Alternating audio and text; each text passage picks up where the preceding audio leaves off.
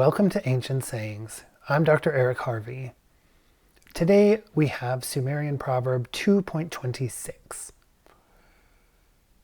Not all of the households of the poor will bow down together. As I read this proverb, it communicates a very structural view of poverty. In highly unequal societies, the wealthy and powerful classes at the top rely on the acquiescence of the poor and subordinated classes to maintain their control.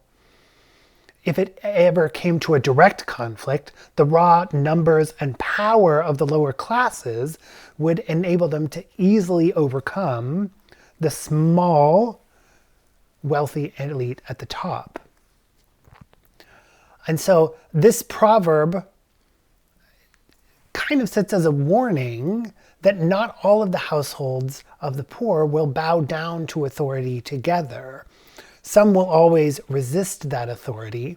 And so this proverb also, from a different perspective, speaks to the hope that households who refuse to bow down to authority together can enact meaningful change in the social structure that they find themselves in.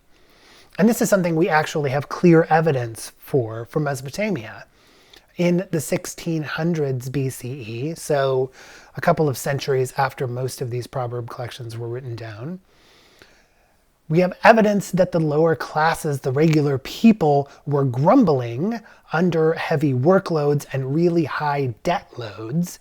And when things got too unstable, that is, when the wealthy classes were trying to extract too much labor and too much debt from the lower classes, such that it tested the tolerance of the poor in the land, things had to shift, things had to change. And so you get emperors and kings in the 17th century BCE issuing misharum edicts, or edicts of restoration, edicts of debt relief, which would wipe out most private and commercial debt in order to take the load off of the poor who were suffering under it. Now, this didn't really change the structure, it just sort of vented off some of the excess displeasure and discomfort, but it does show that the regular people, when enough of them demonstrate enough discontent together, can draw meaningful concessions from the ruling classes of society.